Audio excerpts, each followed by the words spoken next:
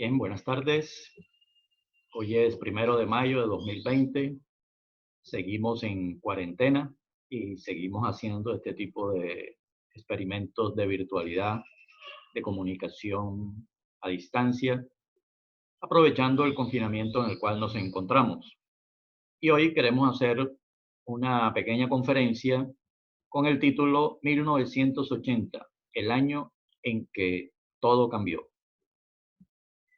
Me voy a apoyar en algunas diapositivas y voy a desarrollar informalmente la idea que sustenta esta conferencia, y es que 1980 es un año parteaguas, un año que divide en dos la historia del periodo histórico que va desde 1945 hasta el presente.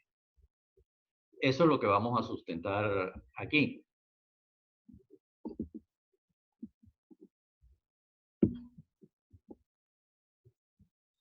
Si quieres entender el 2020, debes conocer 1980. En últimas, el propósito que nos anima es comprender más nuestro presente y nuestro futuro. Y una de las maneras de hacerlo es mirar la historia, pero también cómo percibíamos nosotros el presente en un momento determinado en que se estaban produciendo una serie de cambios trascendentales. ¿Será que nos dábamos cuenta de esos cambios? ¿Será que percibíamos la situación en toda su profundidad como se estaba desarrollando en esos momentos? Me refiero desde luego a las personas con suficiente edad para haber vivido en 1980 ya con cierto nivel de conciencia, sobre todo de conciencia política. Esta tesis no es la tesis central de la conferencia porque más bien es una inferencia derivada de la idea central, que es la idea de que 1980 es un año bisagra, es un año punto de inflexión que marca una diferencia entre un antes y un después, lo cual es contravidente porque uno diría que el año en que todo cambió para ese periodo de los últimos 75 años de nuestra historia sería más o menos entre 1989, 90, 91, cuando la Guerra Fría termina. Y aquí lo que vamos a sustentar es que no es tanto cuando la Guerra Fría termina, sino 10 años antes, porque ese final de la Guerra Fría fue totalmente sorprendente, nadie lo predijo. Y, y las razones por las cuales, digamos, eso se dio de esa manera, se incuban desde antes y tienen en 1980 el momento clave. Es por eso que decimos que 1980 es el punto de inflexión. Lo vamos a exponer eh, a partir de una columna que escribí y publiqué hace 2 días, 29 de abril, la pueden leer en El Unicornio. El Unicornio, aquí está la dirección, elunicornio.co, todo pegado. 1980, el año en que todo cambió. Y allí desarrollo más o menos esta idea que estoy diciendo aquí. Esta charla entonces pretende ser como un complemento, una ampliación de la columna, en el caso de que usted ya la haya leído, y si usted, estimado oyente, no la ha leído, pues entonces será al revés. La columna, que invito a que la busque y la lea, será un complemento a esta conferencia. Por cierto, los editores de El Unicornio me cambiaron. El segundo y el tercer párrafo están intercambiados. Lo que aparece allí como segundo párrafo, en realidad es el tercero. Pero bueno, eso no cambió el sentido fundamental de la idea. Y en esa columna, perdón, allí toco también aspectos vivenciales, autobiográficos, aspectos de la atmósfera de la época, y eso implica hablar del entorno más inmediato, que es Colombia. Pero en esta conferencia yo no me voy a referir tanto a Colombia, ni tampoco a lo autobiográfico, sino al hecho objetivo mundial, global, de la historia del capitalismo, la historia de la modernidad, la historia del socialismo también, y lo que pasó con la Guerra Fría. Entonces, ese va a ser nuestro eje en estos minutos que durará esta conferencia eh, acá en la plataforma Zoom. Bueno, partamos de un concepto que lo hizo popular el historiador Eric Hobsbawm, que yo considero el mejor historiador del siglo XX y sobre el siglo XX. La idea en realidad es de Iván Berendt, pero la idea la conocemos sobre todo por los desarrollos y los libros de Eric Hobsbawm o sus entrevistas. Aquí presento dos, ahí pueden ver ustedes el de Historia del siglo XX, que es una obra voluminosa, recomendable desde todo punto de vista, y también su autobiografía, que en español se llama Años Interesantes, una vida en el siglo XX. Esa es más informal, pero yo diría que hasta más entretenida y más interesante que la formal de Historia del siglo XX. La idea en todo caso es que el siglo XX es un siglo corto porque empezó en 1914 y terminó en 1921, duró 77 años. Esa idea, desde luego, va más allá del formalismo numérico de cuándo empiezan y terminan los siglos y su duración de 100 años, sino que más bien se refiere a los acontecimientos que marcan hitos que pueden constituirse como en el hito que inicia el siglo y el hito que finaliza el siglo. En ese sentido, 1914 significa el comienzo de la Gran Guerra, la Gran Guerra imperialista, la Primera Guerra Mundial, y 1991 es el final de la Guerra Fría y el final también de todo ese gigantesco experimento sociopolítico que fue la Unión Soviética y algunos otros países de Europa Oriental. Entonces, este concepto nos da dos fechas de periodización, 1914 y 1991. Ahora, ¿para qué se periodiza la historia?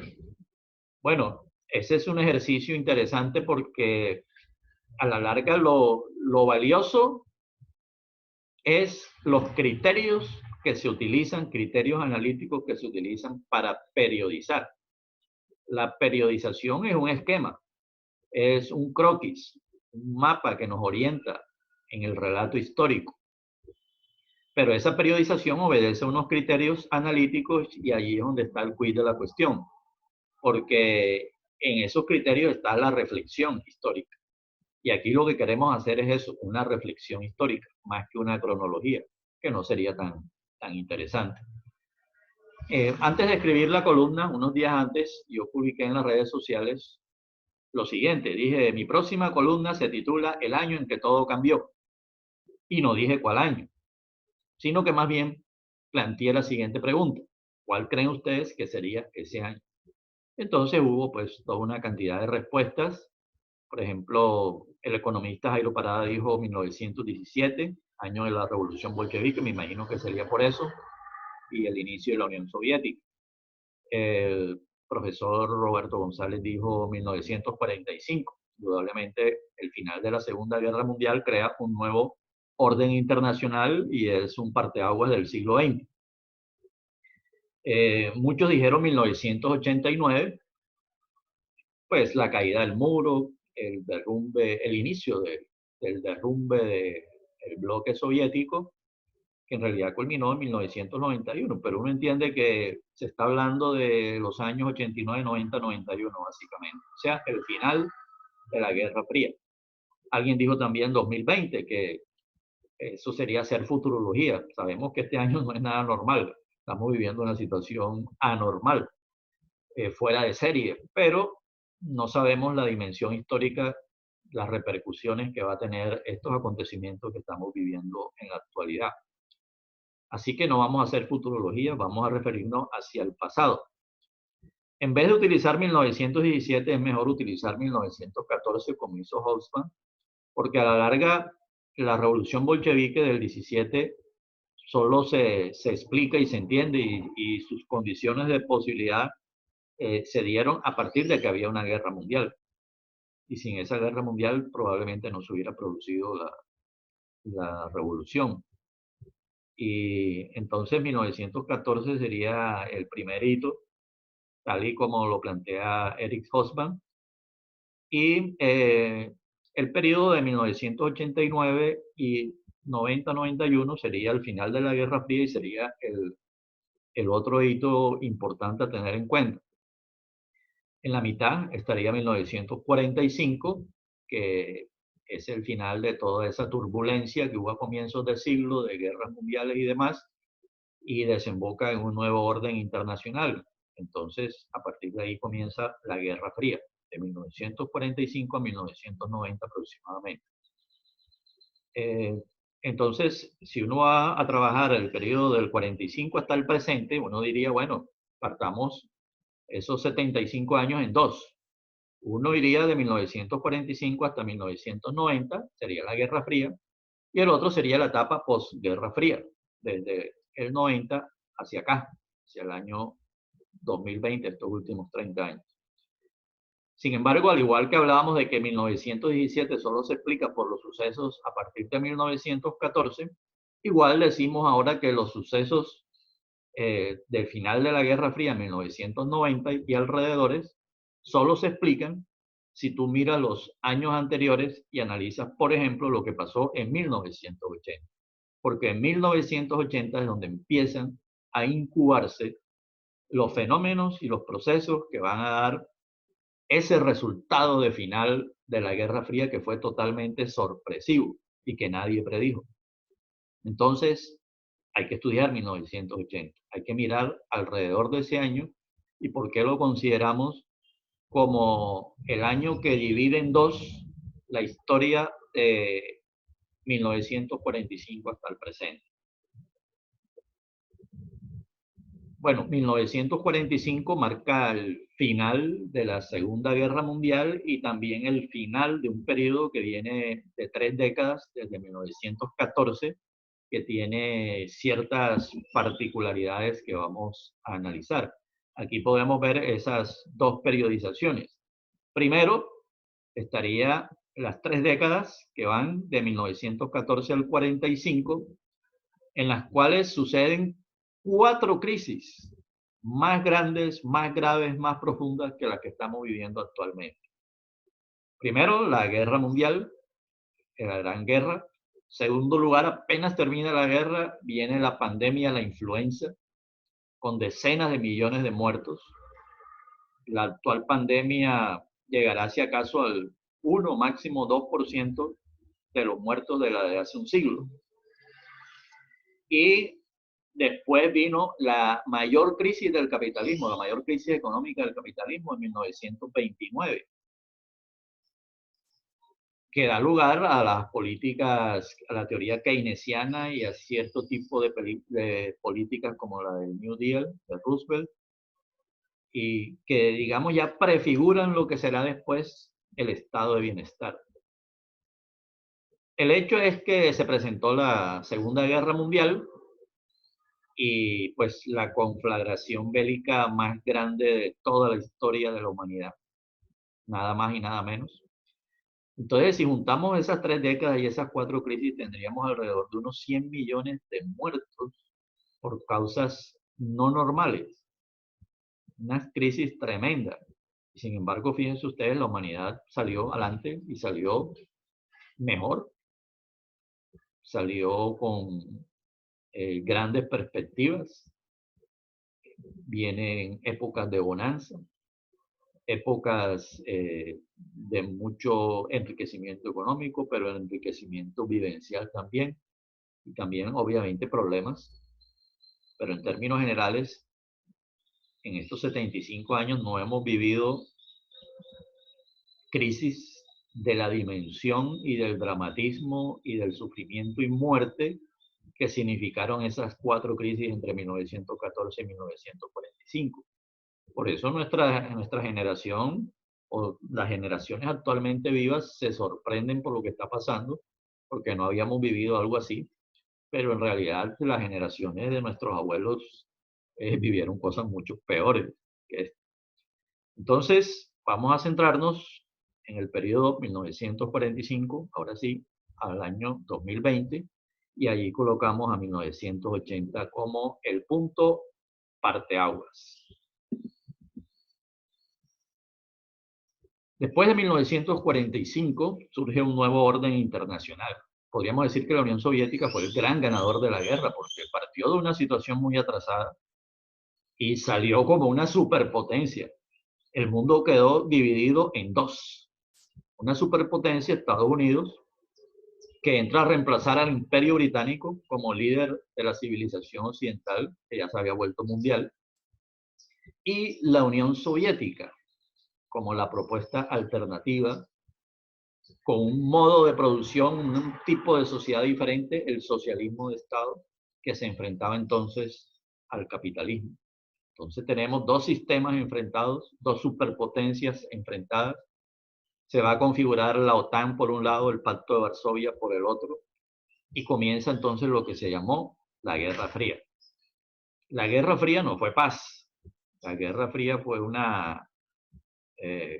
algo parecido a la Pax Romana, o sea, algo donde la confrontación bélica entre las potencias no se hacía directamente, sino indirectamente, en la periferia de las potencias, en otros territorios de Asia, de África o de América Latina. Entonces, la Guerra Fría es lo que caracteriza ese periodo de posguerra, pero también hay nuevas realidades. Ese mundo bipolar tiene sobre las cabezas de la humanidad una nueva arma, que son primero la bomba atómica y luego la bomba H, primero la bomba de fisión, luego la bomba de fusión nuclear. Esas armas nucleares, que además podían montarse en cohetes transcontinentales, se van a convertir entonces en el peligro del fin de la humanidad y además en el disuasor de la confrontación directa de las potencias. Por eso la confrontación comienza a ser indirecta y con un marcado contenido político porque son dos sistemas sociales que se enfrentan. De todas maneras, las nuevas realidades de la posguerra también tienen unos aspectos positivos como la creación de un incipiente Estado de Derecho internacional.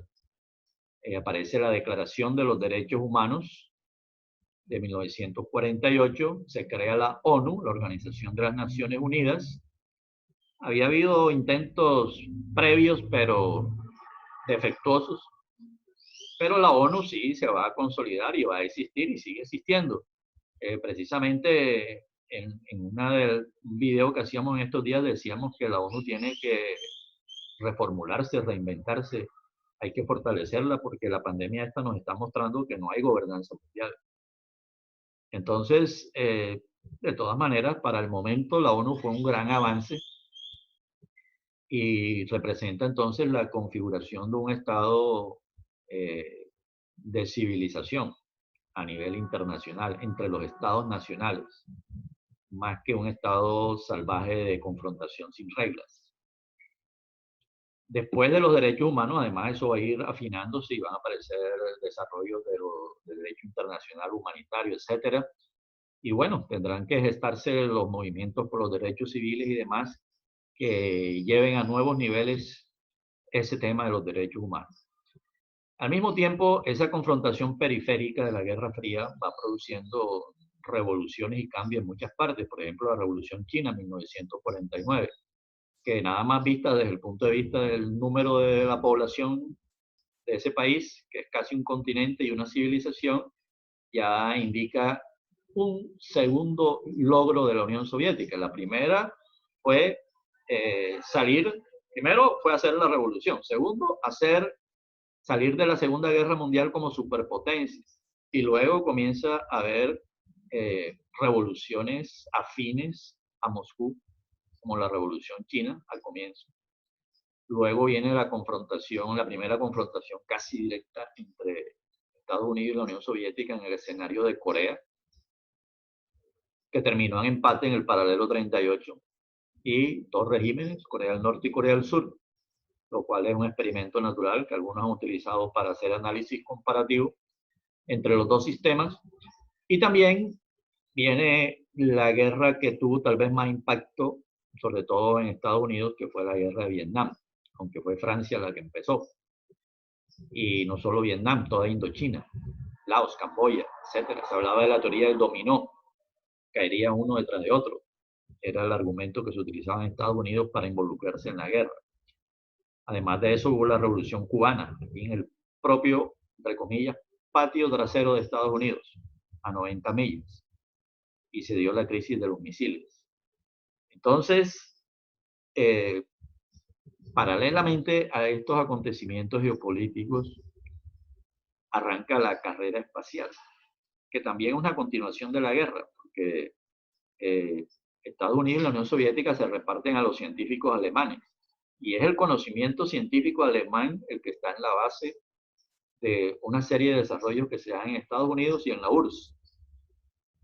Entonces, la carrera espacial, que al comienzo va ganando la Unión Soviética, muestra también ese equilibrio entre las potencias y muestra una Unión Soviética en ascenso, que va marcando la pauta. Ya no va, digamos, persiguiendo con cierto rezago a Estados Unidos, sino que logra picar adelante. Por ejemplo, el primer satélite, Sputnik, el primera ser vivo que salió al espacio, Laika, primer humano que salió al espacio, Yuri Gagarin, primera mujer que salió al espacio, Valentina Tereshkova. La URSS va marcando la pauta. Eso pellizca a Estados Unidos y se lanza el programa Apolo por Kennedy, que va a llevar a lo que seguramente dentro de 1000 años, cuando se recuerde nuestra época, será el hecho más recordado, que es la llegada del hombre a la luna, que no tuvo implicaciones prácticas, pero como hecho simbólico, que además era político en ese momento, es un hecho trascendental de dimensiones cósmicas, pero no fue el único hecho de dimensiones cósmicas. Entre 1952 y el 69, en el planeta Tierra pasan varias cosas extraordinarias que no habían sucedido a lo largo de 4.500 millones de años de historia de la Tierra. Uno es que con la bomba H, la bomba de fusión, se crea un sol en la Tierra. Las reacciones nucleares que suceden en el núcleo del Sol, únicamente en el sistema solar, se dieron aquí en la Tierra. Eso nunca había pasado en miles de millones de años de historia. Y luego, eso fue a finales del 52 y unos pocos meses después, se descubre la clave de la vida. Se descubre la estructura del ADN, pocos años después el código genético. Todo eso va marcando acontecimientos que en 4.500 años de historia del planeta no se habían dado. Ya no será la selección natural, sino el diseño inteligente, la edición genética, la que conduzca el cambio de la biosfera. Ya los seres vivos salen del planeta y se posan sobre otro cuerpo celeste. Ya se producen o se desatan fuerzas poderosísimas encerradas en el centro de los átomos y que solo en las estrellas se producían esas formas de manifestación energética y ahora comienza a desarrollarse aquí. Se habla entonces de la era atómica y de la era espacial. Así se denominaba en la época. Luego se cambiará era atómica por nuclear, que es más exacto. Ahora bien, esas dos eras, entre comillas, prometieron más de lo que cumplieron. Porque había la expectativa de una energía, de una fuente de energía infinita con la energía nuclear. Y eso no se ha cumplido por varias razones. No hay fusión en frío todavía, no hay plantas de energía nuclear suficientemente eficientes. La eficiencia mejoró durante un tiempo y luego se estancó. Y además se presentaron una serie de hechos y accidentes que le han dado mala fama a la energía nuclear. En realidad eso es un error. La energía nuclear es la energía alternativa más amigable para el medio ambiente. Y aún con Chernóbil y con Three Miles Island o con los sucesos de Japón, etcétera, si tú miras con cifras las afectaciones negativas que esos hechos produjeron, son ínfimas comparadas con las otras fuentes de energía, las de combustible fósil e incluso algunas de las energías alternativas. Entonces la energía nuclear sí es una alternativa para el futuro, pero aún le falta tiempo. Tendrá que desarrollarse eh, primero a nivel de opinión pública y segundo lugar con mejores tecnologías más eficientes y más seguras, garantizar la seguridad, sobre todo con los desechos radioactivos, que es básicamente el problema que tendría, pero no causan efecto invernadero, que es lo importante. La era espacial prometió la conquista del espacio, el viaje a otros planetas, el viaje a las estrellas, pero eso no. La era espacial sí tuvo un impacto tremendo con los satélites. En realidad, la era espacial, a la larga, desde el punto de vista práctico, su impacto se limita es a la órbita terrestre y no más allá. Yo que soy aficionado y entusiasta de las ondas espaciales a los otros planetas, bueno, eso es conocimiento y quizás más adelante tenga unos efectos prácticos, pero en el momento no. En el momento el impacto principal es a nivel militar y de telecomunicaciones porque los satélites se convierten en un arma y en una herramienta tecnológica fundamental. Ahora, fíjense ustedes que las telecomunicaciones globales no solo son por satélite, hay otras tecnologías menos famosas como los cables submarinos que cumplen el mismo papel.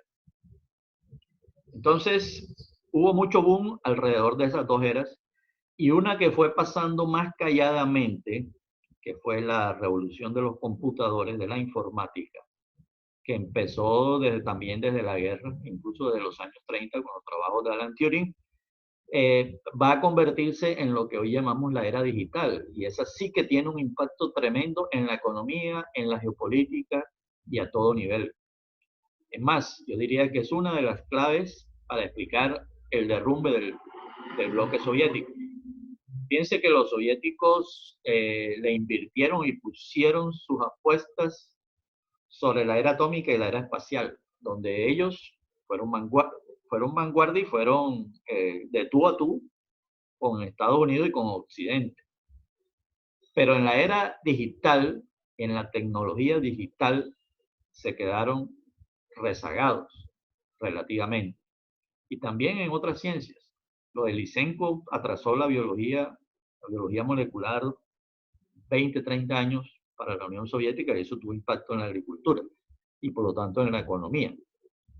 Y además, estas tecnologías que estamos mencionando no son las únicas. Las tecnologías del transporte, por ejemplo, la revolución de los contenedores, la logística, fue clave en la globalización, las telecomunicaciones que ya mencionamos, la industria de alimentos, la revolución verde, que también fue otra revolución que prometió más de lo que cumplió, pero sí hubo unos cambios notables en la industria alimenticia, en las tecnologías relativas a la salud, la, los nuevos materiales, las megaconstrucciones, en fin, hay una cantidad de segmentos tecnológicos que transformaron la vida de las personas, pero ninguno como la tecnología digital, los computadores, internet, la inteligencia artificial, la robótica, eh, todo eso, los mismos celulares tienen que ver con eso. Todo eso hace parte entonces de unos cambios tecnológicos que van a tener en 1980 también un año central, como vamos a ver. Otro aspecto que hay que tener en cuenta en la posguerra es que ese keynesianismo y ese New Deal de los años 30, después de la guerra, comienza, por razones obvias, a implementarse como una política social para contener la posibilidad de revueltas y revoluciones en los países europeos y que la gente se fuera detrás del modelo soviético. Entonces surgen como una política de contención. Vamos a darle soluciones a los problemas sociales y además porque también era el proceso de reconstrucción después de las destrucciones que dejó la guerra. Para Japón y Alemania además no estaba la carga del gasto militar, y esas dos naciones que perdieron la guerra se van a convertir en las ganadoras económicas porque en los siguientes años van a tener un gran desarrollo. El Imperio Británico, en cambio, que venía en decadencia, prácticamente no logra recuperar el puesto que ocupaba en el mundo antes de la Segunda Guerra Mundial. En fin, en Europa comienza a desarrollarse entonces, y también al comienzo en Estados Unidos, lo que podríamos llamar el estado de bienestar, un concepto clave, clave hoy en día además. Aquí lo hemos llamado en Colombia el Estado Social de Derecho, la Constitución. Es un Estado social, como dice Piketty, un Estado que combina los valores de la igualdad y la libertad y que busca ser como lo mejor de dos mundos, los elementos propios del socialismo y los elementos propios del capitalismo, articulados de tal manera que exista una economía de mercado y exista también una economía pública importante con un papel director y regulador por parte del Estado, con una política tributaria progresiva, redistributiva, que garantice a la población unos niveles básicos mínimos y que de todas maneras permita el juego del capitalismo y del mercado a partir de allí y dentro de cierta igualdad de oportunidades, porque si hay salud pública de calidad, si hay educación pública de calidad, digamos que el punto de partida de las personas es bastante parejo, aunque el factor herencia sigue jugando un papel. Eso también lo ha estudiado mucho Thomas Piketty. Bueno, esta época es también una época de descolonización. Es el momento en el cual surgen nuevos estados nacionales, donde estaban las antiguas colonias y florecen hacia la independencia, independencia relativa. Desde luego quedan ya sea bajo la órbita soviética o bajo la órbita de la OTAN o de Estados Unidos, pero de todas maneras hay una relativa independencia que no podemos desconocer ni minimizar la importancia que eso tiene. Además de que eso va articulado con movimientos de liberación nacional que juegan un papel en la geopolítica de la Guerra Fría, porque es allí donde se está dando el enfrentamiento entre las superpotencias de manera indirecta. Surge también el movimiento de países no alineados. En fin, estamos resumiendo, digamos, los años 50, los años 60, los años 70, y el balance de todo eso es que para 1980 lo que uno percibe es que la izquierda va ganando la Guerra Fría. La Unión Soviética, la revolución, la liberación nacional, el socialismo, el Estado, el marxismo, cada uno en sus niveles militares, políticos, económicos, ideológicos, parece ir ganando la partida a Estados Unidos, a las dictaduras militares de derecha, al imperialismo, al capitalismo, las economías de mercado y a una ideología que apenas estaba surgiendo, que era el neoliberalismo y que no se llamaba así, entre otras cosas. Ahora, este esquema bipolar es un esquema, es una cosa muy sobresimplificada.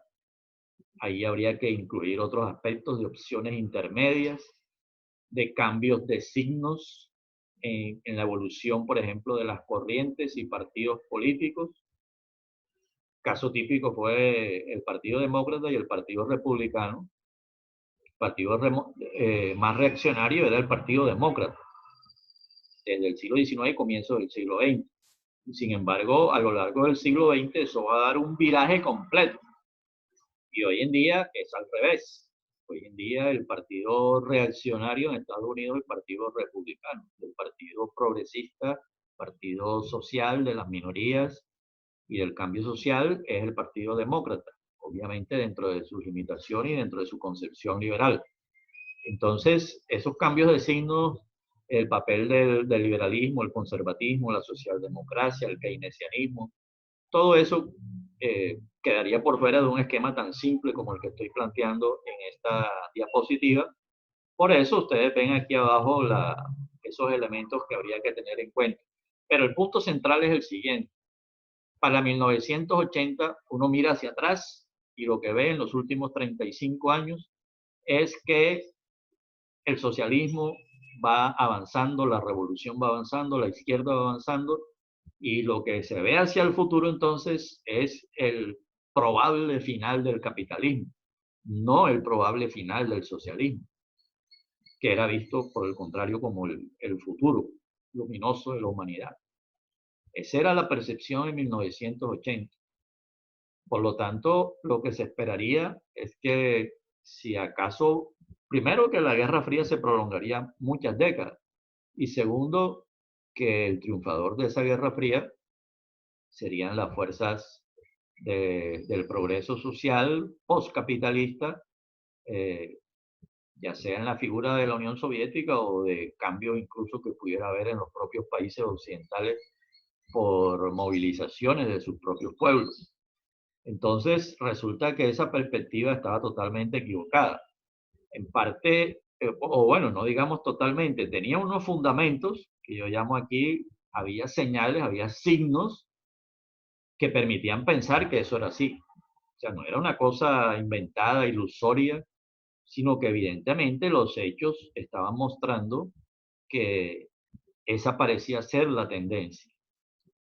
Por ejemplo, en los años 60, uno de los economistas de Occidente más destacados, Schumpeter, él decía que eh, la pregunta no era si la Unión Soviética se pasaría desde el punto de vista económico a, a Estados Unidos, sino cuándo. Eso no se cumplió. Y no se cumplió porque Schumpeter, como le pasa a los científicos sociales en general, historiadores, economistas, etcétera, muchas veces descuidan una variable que es la variable fundamental para entender la modernidad, la variable tecnológica. Y al no darse cuenta, a pesar de que Schumpeter fue uno de los teóricos de la innovación en el capitalismo, y sin embargo, no tuvo en cuenta que la economía planificada de esa época no iba a estar a la altura para generar las innovaciones que resultarían siendo determinantes en el futuro de las siguientes décadas. Entonces, por todos lados se veía una perspectiva de ascenso de la izquierda y de las fuerzas revolucionarias o de las fuerzas reformistas, que sería otro ángulo para mirar las cosas, por ejemplo, la socialdemocracia, que incluso después de 1980 viene el periodo de Felipe González en España, el periodo de François Mitterrand en Francia, y aparentemente tenía un futuro grande la socialdemocracia. Pero la socialdemocracia tuvo una gran presencia en Europa gracias a que era como la estrategia de contención de la revolución de tipo socialista soviética. Entonces surge esa opción intermedia, pero bajo la idea de evitar cambios más radicales. Y una vez se comienzan a presentar los problemas que van a llevar al derrumbe del bloque soviético, entonces esa política de contención deja de ser necesaria. Pero además hubo una ofensiva de ultraderecha. En 1980 llegan al poder Thatcher y Reagan en el Reino Unido y en Estados Unidos. En la misma época de González y Mitterrand en la Europa continental. Entonces comienzan esos dos modelos, el modelo continental y el modelo anglosajón, que ambos capitalistas, pero con ciertas diferencias. Pero es el modelo anglosajón el que está marcando las pautas. Y con el derrumbe del bloque soviético, eso va a llevar a lo que se llamó en los años 90 el consenso de Washington. Y todo este modelo que impulsa el neoliberalismo, el dueto Thatcher y Reagan, que gobierna durante prácticamente toda la década, va a llevar a una nueva realidad en la cual no existe el otro polo, se acaba el mundo bipolar, se acaba la Guerra Fría, y la socialdemocracia deja de ser necesaria. De tal manera que los partidos socialdemócratas van a, por decirlo así, a involucionar, van a echar para atrás, van a perder su perspectiva, van a ser cooptados por el consenso de Washington, por el neoliberalismo en muchos aspectos, Y además por dentro la corrupción va a ser su mella también. Entonces, tampoco se dio que el futuro luminoso de la socialdemocracia se cumpliera. Entonces, estamos en 1980, unos años antes, un par de años antes, murió el Papa. Yo hablo aquí de varios muertos. Murió Franco primero en el 75. Bueno, eso tuvo unas consecuencias positivas para España. Pero, por ejemplo, la muerte de Mao en China, la muerte de Giovanni Montini, más conocido como el Papa Pablo VI o Pablo VI, y la muerte de Brezhnev ya después de 1980, son tres muertes insólitas desde el punto de vista de su reemplazo. O sea, el reemplazo de estos tres señores fue inimaginable. Por ejemplo, el reemplazo de Mao llevó al juicio a la banda de los cuatro y luego las cuatro modernizaciones, que significó un cambio profundo en el sistema de ese país continente que es China. Para 1980, Deng Xiaoping ya ha consolidado su poder y se inicia ese gran fenómeno que hoy tiene a China como gran potencia mundial. Se inicia ese ascenso. Sin embargo, ya el ascenso del este asiático venía presentándose desde antes, por ejemplo, en países como Japón. ¿Por qué?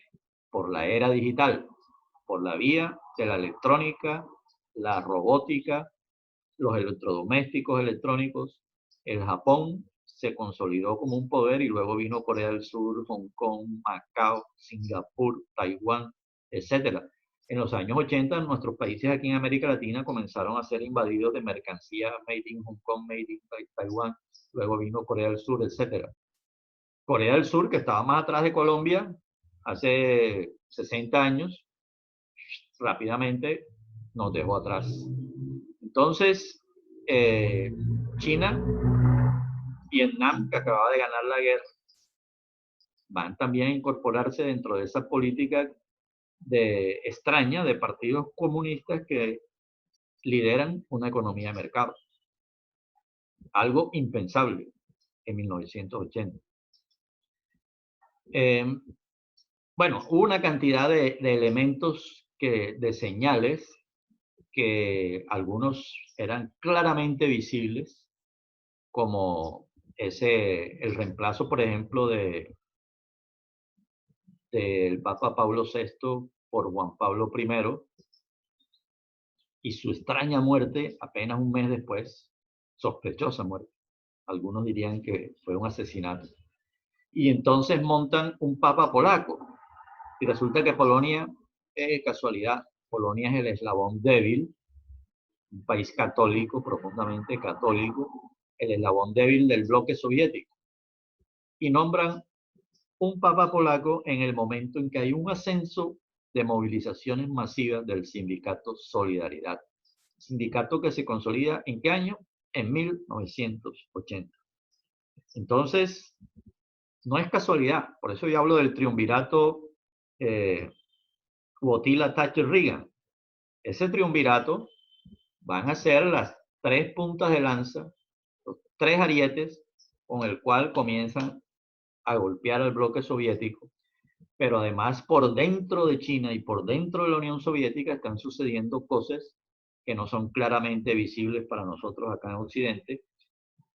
Lo que sí es visible, por ejemplo, fue la invasión de la Unión Soviética a Afganistán, pero lo que uno imagina es un imperio en ofensiva.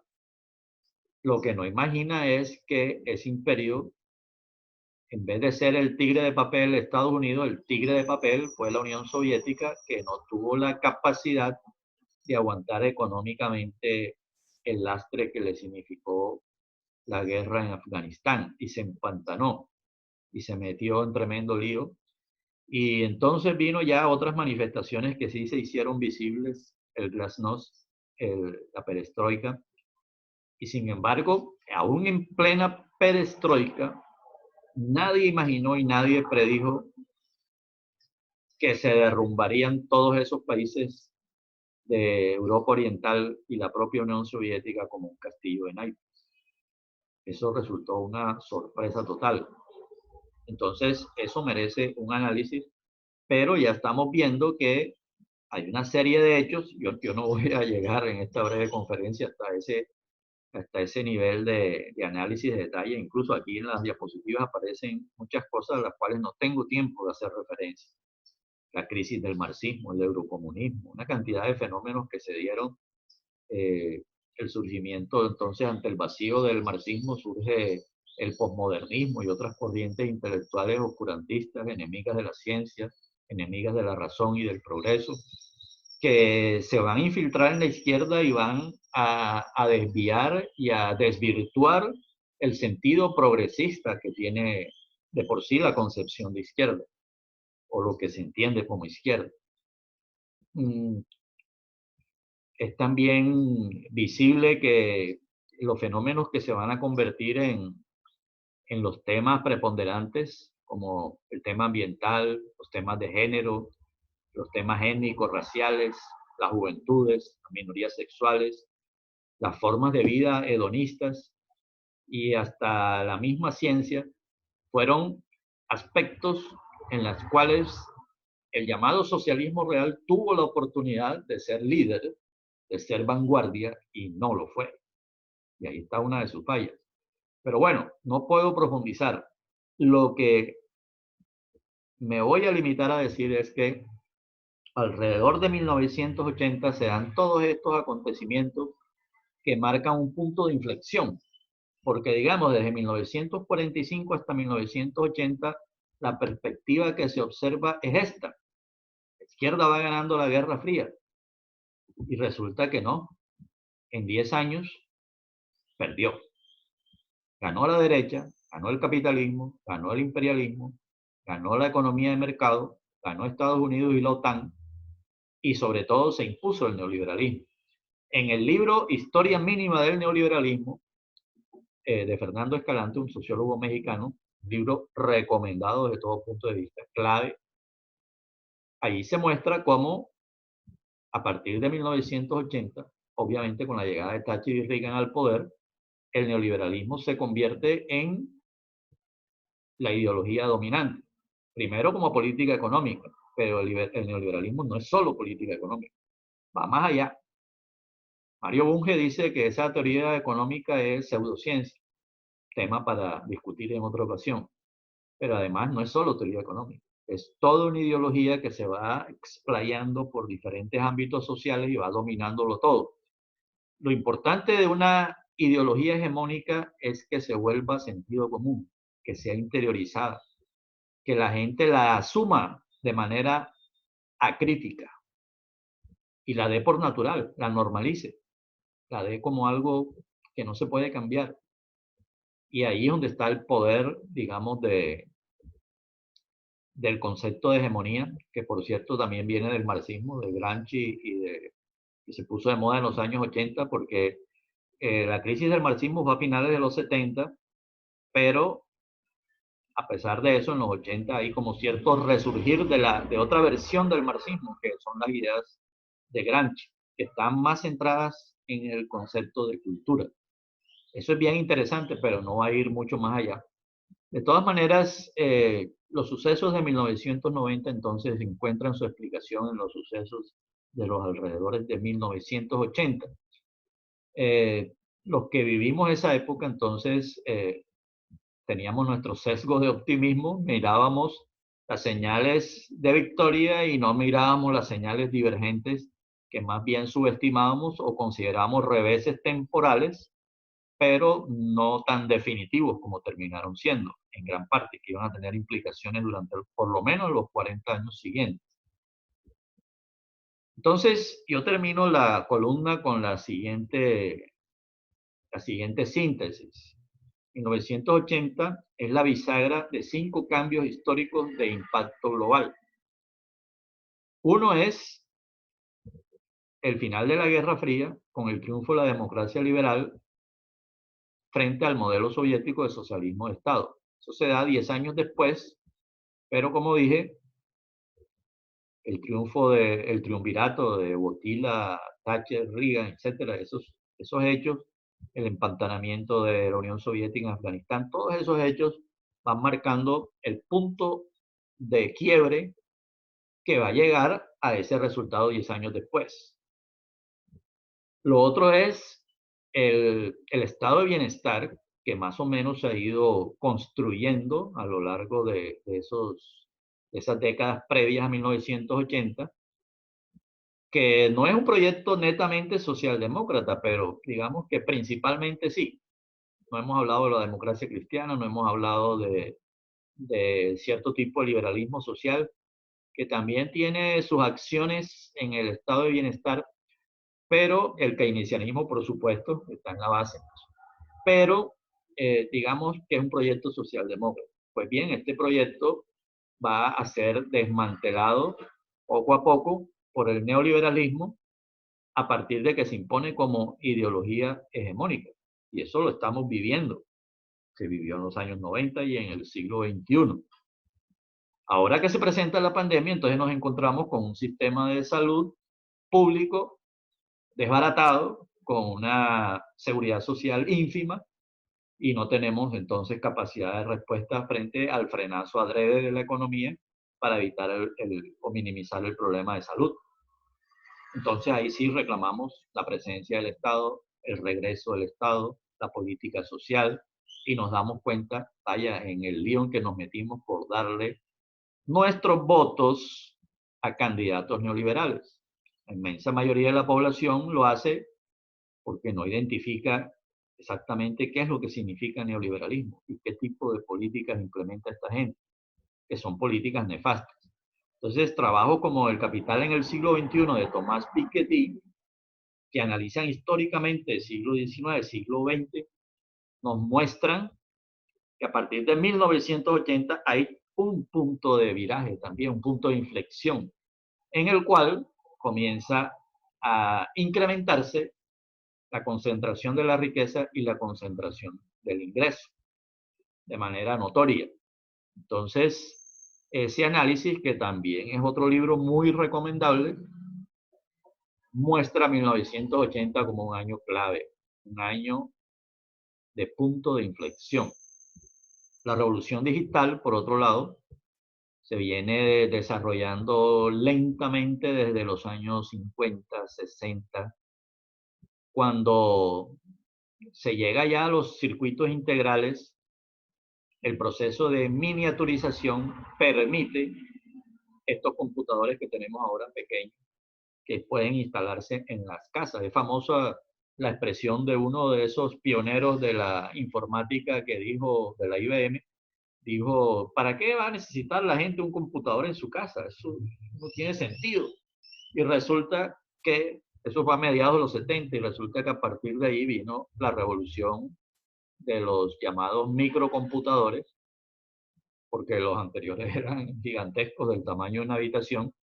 Y bueno, si ustedes miran la lista de las grandes empresas del mundo en 1975 y luego miran en el año 2000, verán que en 25 años cambió el mapa. Muchas de las que estaban en el 75 ya no están, y otras que ni siquiera existían en 1975 son ahora las empresas más grandes del mundo. Surge un nuevo sector de la economía, y no solo surge ese nuevo sector, sino que además esa tecnología atraviesa todos los sectores económicos. Con la automatización va a ser mucho más fuerte el sector de servicios, va a disminuir el sector industrial, y junto con políticas que golpeen el sindicalismo van a llevar a ese sujeto político que pensaba Carlos Marx, el proletariado, a minimizarse y a convertirse casi que en marginal, el proletariado y el sindicalismo. Entonces entramos a un nuevo tipo de capitalismo postindustrial, la sociedad de la información y el conocimiento, que tampoco podemos analizar. El hecho es que este concepto se llama tercera revolución industrial. Y aclaro, no hay ninguna cuarta revolución industrial. Eso es un invento del Foro Económico Mundial y de las políticas gubernamentales. Aquí el gobierno de Duque en Colombia lo ha adoptado, y muchos hablan de industria 4.0. Eso es propaganda. Ellos hablan de una cuarta revolución hacia el futuro. Están haciendo pronósticos, futurología. Y eso tiene su veneno. En realidad, estos conceptos que periodizan la historia lo deben dar los historiadores. Y se hacen después de que han pasado ya años y con la distancia podemos ver la significación histórica de esos cambios tecnológicos. Entonces podemos hablar de una tercera revolución industrial que se gestó en la segunda mitad del siglo XX en muchos ámbitos y de la cual el eje principal es la revolución digital, la revolución de los computadores. Ahora en el siglo XXI entran en juego otras tecnologías, sobre todo relacionadas con la biología, con la biotecnología, con la ingeniería genética, la edición genética. Pero eso es otro asunto, no estamos hablando de futurología. Estamos hablando de este periodo histórico y la revolución digital fue determinante. La revolución digital hay que verla como una de las claves del resultado de la Guerra Fría, una de las claves de por qué la Unión Soviética perdió. Y también en la guerra, por ejemplo, permítame referirme a Colombia, en la guerra colombiana, la FARC, si bien no fue derrotada totalmente, sí fue reducida y sufrió múltiples derrotas que se hicieron con tecnología digital, porque eso cambió las reglas del juego, incluso para la guerra de guerrillas en el monte. Entonces, la tecnología, la variable tecnológica, hay que tenerla siempre en cuenta en el análisis político como en el análisis económico e histórico. Entonces cambió la economía, cambió la geopolítica, llevó al final de la Guerra Fría y estamos ahora metidos en nuevos cambios tecnológicos que siguen siendo parte de la tercera revolución industrial. En ese terreno resultó que el este asiático encontró ahí una autopista para convertirse en la nueva potencia mundial. Japón, ya lo dijimos, Corea, Taiwán, los llamados tigres del oriente, y luego el gigante dormido, China. Y hoy por hoy, yo diría que tomados en conjunto son la primera economía del mundo. Y ahora no sabemos con los sucesos de la pandemia cómo salga cada país de todo este asunto, bajo qué condiciones, pero digamos que si hubiera seguido lo que se venía dando en los primeros 20 años del siglo XXI, más o menos hacia 2030, la China sería la primera potencia económica mundial y de hecho ya es la segunda. Entonces, esto es un cambio que, por ejemplo, la gente que habla de pensamiento de colonial y todo eso, nunca analiza las cosas que pasaron en estos países que eran colonias. Estos países eran colonias o fueron derrotados en las guerras, como Japón. Y sin embargo, miren dónde están. Eso es lo que hay que entender cuando se piensa desde países como Latinoamérica. Una de las claves del este asiático fue invertir en ciencia y tecnología, algo que nosotros, ni la izquierda ni la derecha latinoamericana, ha tomado como bandera fundamental, siendo que es el principal factor para el desarrollo económico y para la solución de una cantidad de problemas, pero eso sí, a mediano plazo. No te los va a resolver en los 4 años de un gobierno. Y como el sistema político funciona bajo ese cortoplacismo, entonces los temas fundamentales quedan a la espera. Y el otro aspecto que se dio fue el que ya mencioné, de cómo la crisis del marxismo a finales de los 70 lleva a una orfandad de teoría a las izquierdas y entonces diferentes formas de oscurantismo se infiltran en los movimientos sociales y políticos alternativos. Algunos se dan desde el seno de la academia y las ciencias sociales, de la filosofía, de la intelectualidad. Ese fue el caso del posmodernismo, que hizo desastres en la izquierda y sigue haciendo, todavía hay consecuencias, y otras derivaciones que surgen de esa visión que es idealista desde el punto de vista ontológico y desde el punto de vista epistemológico es irracionalista, subjetivista y relativista. Entonces, es totalmente lo contrario de lo que es una filosofía progresista, tal y como se concibió desde los tiempos de la Ilustración y a lo largo del siglo XIX y gran parte del siglo XX. Entonces aquí hay un giro alrededor de 1980 que es desastroso para la izquierda.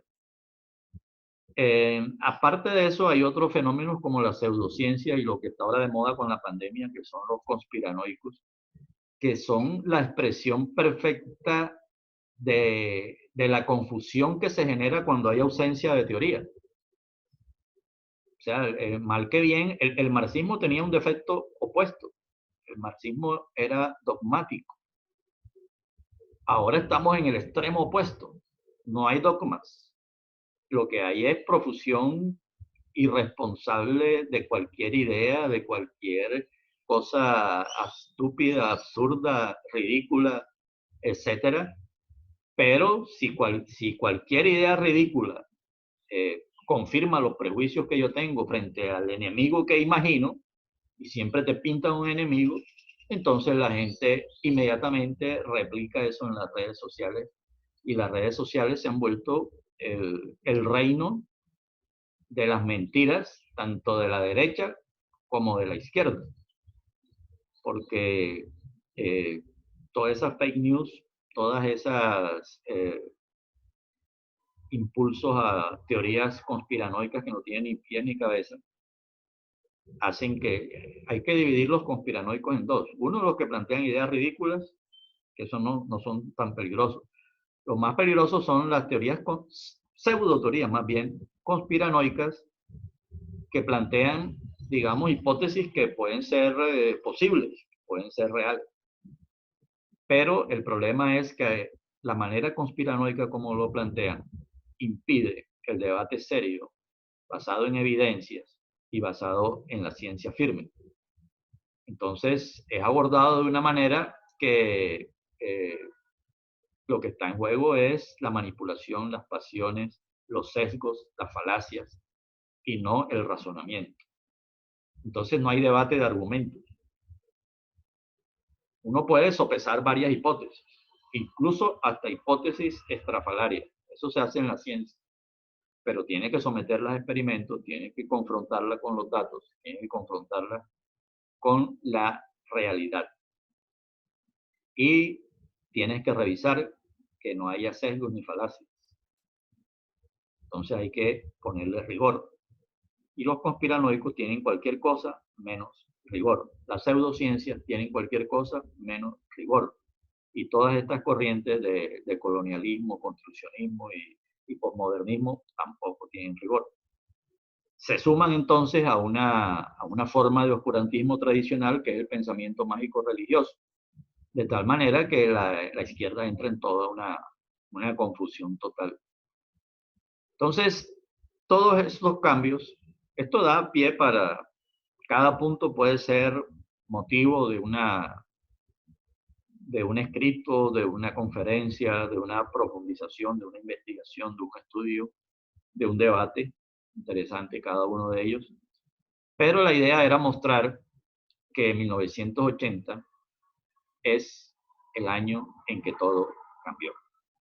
Simplemente eso era lo que quería expresar en el día de hoy, 1 de mayo, Día de los Trabajadores, porque de alguna manera todo esto se relaciona con la posibilidad de cambiar la sociedad para mejor, que es realmente el objetivo que siempre hemos tenido, y de evitar grandes problemas y peligros como el desafío gigantesco que tiene la sociedad humana en el siglo XXI, que es el cambio climático.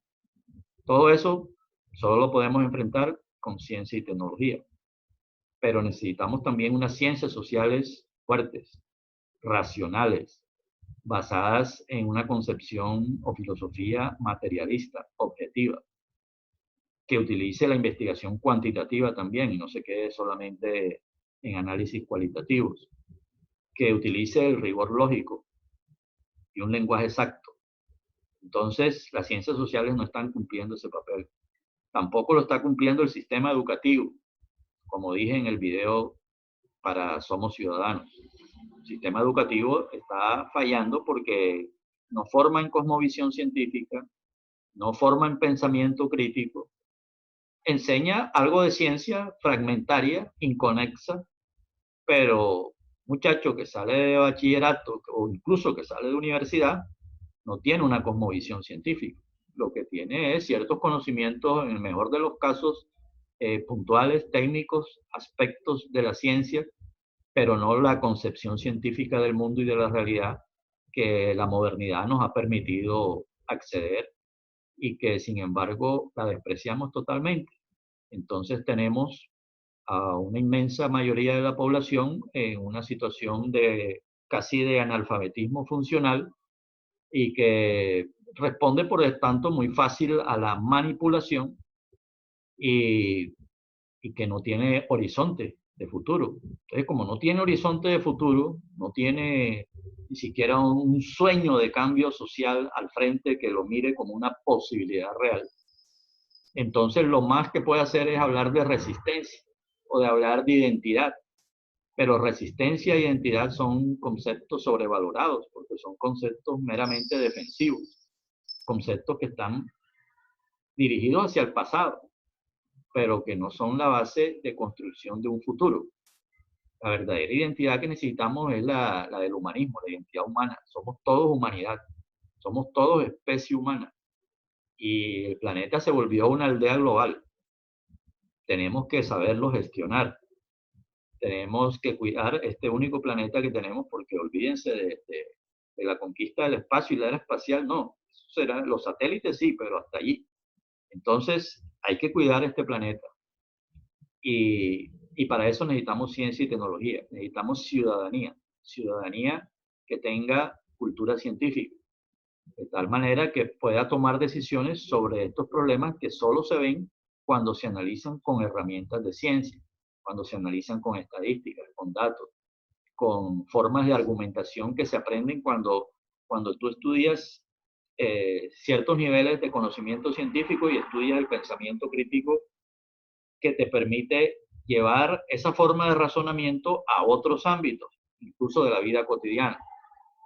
Entonces, ese concepto de la izquierda, digamos, progresista, ilustrada, moderna,